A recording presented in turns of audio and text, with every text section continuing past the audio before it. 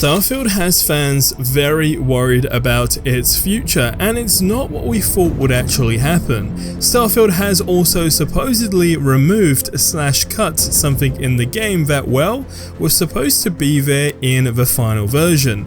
The game needs a codex badly according to players, and to add to that, a fan has discovered another feature that still remains a mystery to most, and well, once it happens to you, you'll want to activate it all over again. We have tons to get through. Now don't forget, Instant Gaming has Starfield right now for 26% off alongside more brand new games at an amazing deal. So check out the link below, but more on that later. If you could leave a like, it helps a ton, but turn that into a dislike if you get to the end and did not enjoy the video. So let's start with all of the fun stuff before we actually get into the news that, well, has a lot of fans very worried about Starfield's direction after the recent news. So Bethesda did some last minute cutting, and a fan has found another hidden feature. Now Bamboozle Prime posted the following on Reddit.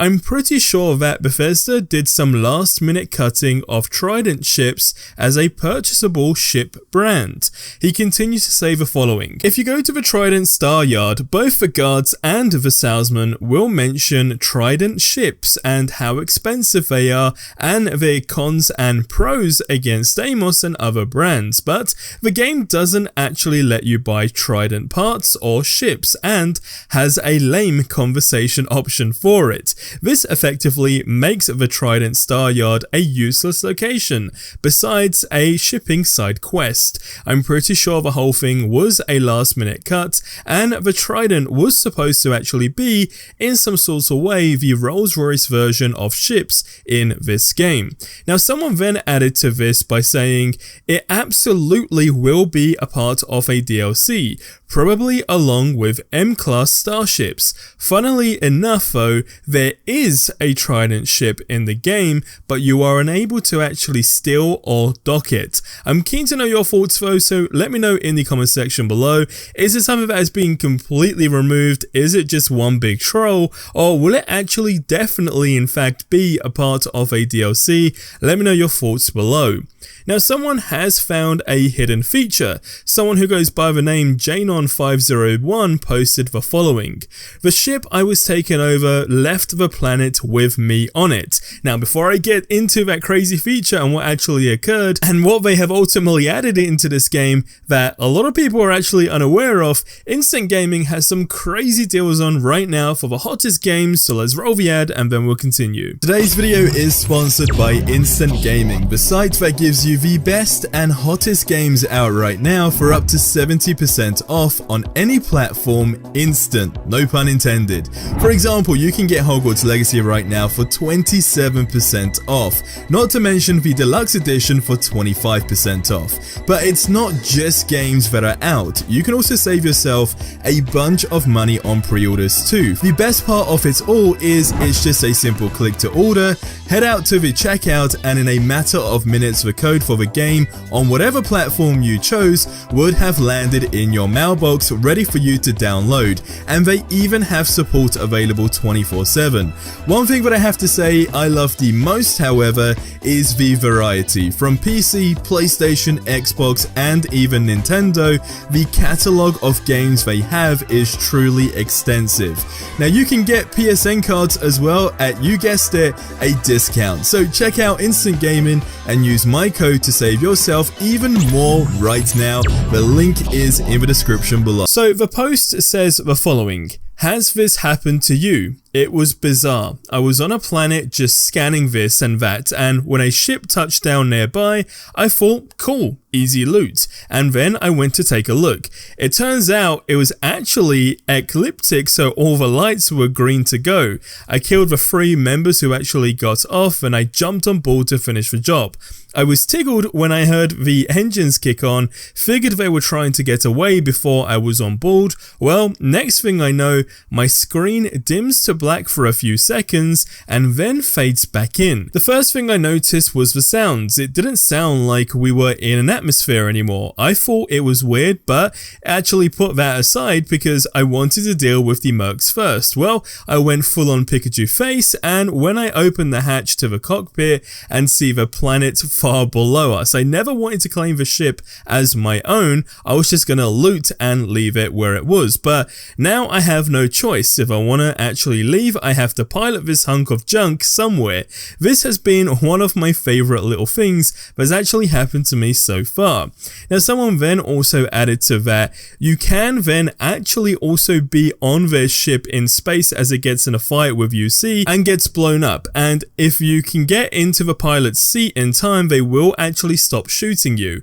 So I'm curious, if this has not yet happened to you, you definitely want to keep a lookout, as it can definitely be a ton of fun, and most people were totally unaware of this, which really just makes you wonder how many more things are there in this game that you just kind of need to be floating about for and, just let it play out. That you technically, can't always trigger per se by a button, but you can kind of trigger by just, exploring. Makes you very, very curious for sure. Now, this game needs a codex badly. Someone who goes by the name Integrity Farms on Reddit posted the following. Imagine if this game had a Mass Effect style codex with an entry for all of the planets, moons, traits, resources, flora, fauna, and other objects you've scanned, with information about them, where you found them, their key properties, and what resources you can actually harvest from a particular plant or animal, for example. There could be entries for lore, factions, cities, and even named NPCs. Walking through the UC Museum could add codex entries on the colony war, mechs, etc. It seems like a massive oversight that this doesn't exist in a game where scanning stuff to get information about is actually a foundational, of course, mechanic. Why wouldn't we at least be able to access a terminal at the eye with all of this? Now, I am keen to know what you guys think on this, so let me know below. I can actually see what this person is saying here, and I can see where it actually would really come into hand, and definitely hearing it the way this individual has actually laid it out definitely does make it feel like a massive oversight. Or was it intentional? Again, keen to know your thoughts, so let me know in the comment section below. Now, the alarming news that is driving all of us Starfield fans a little crazy is the fact that Pete Hines has officially retired. Bethesda posted the official statement. Now, since that big announcement, Todd Howard's eventual retirement has started to loom over most fans, as of course the post-Starfield departures have begun. People are actually shifting on to new projects. Now, both developers are Bethesda veterans, of course, who have left so far, who have been working on Starfield for many years, and it's relatively normal for devs to actually just hold out on a studio, for as long enough to finish one big project before then moving elsewhere to start work on another. But in spite of that, in the eyes of some Bethesda fans, these departures are merely foreshadowing of another, which is Todd Howard's. Now, this is where the worry sort of increases, so to say. So, any major video game is the result of years of hard work, right? Often by hundreds of people, and the authorization of some of the industry's biggest names isn't always helpful. But there's no doubting that the presence of Todd Howard and what he maintains at Bethesda, for better or worse, is very, very, very important. Now, there are a few other names like the design director Emil and the now departing Will Shen, who were pushed further into the spotlight by Starfield specifically, but what's interesting is Todd Howard has been the de facto face of the studio for well over a decade now, and well, Starfield in particular was repeatedly described as Todd's baby. Now, we're going into, of course, the future for Starfield, right? We know, of course, mod support is going to kick in next year. We know that's to, a limited amount of players, so to say, to an extent, for the most part. But what is interesting is how far this game can go. Now, the game has definitely been in an interesting position, both from, let's be honest, the rollout was smooth mostly, right? We know that there is still one big update that we are, meant to get. A lot of people, including myself, have said despite how good this game is, it does kind of feel like a beta because there is so much more potential, right, that can be added into the game. Now, not having someone like Todd at, Bethesda, and bear in mind, he's not announced his retirement yet, and we're probably going to have him for a good amount of time, but I guess the worry still is there for most fans, right? And that is that, where does this game go without that vision? Is it solely going to be carried by the fans, and will devs actually implement that into the game? Will people that are going to be introduced to working on the game have that same passion of the people that are now, leaving Starfield, that actually ultimately built the name with Starfield? So, so many questions in that regard, but I genuinely do believe the future of this game is very, very bright, and I do think that they are going to listen to fans for the most part, especially the fact that we know, of course, mods are going to come into the game as well. I do genuinely believe there will be an opportunity to have some of these mods implemented officially into the game, maybe in a DLC within reason. I'd be very curious to see that, and very excited actually if that does happen, but I'm keen to know your thoughts, because in other news, did you know that Starfield added a brand new feature in the last update? Well, now you do, and you need to turn it on right now. What am I talking about? Well, check out the video that you see on screen right now.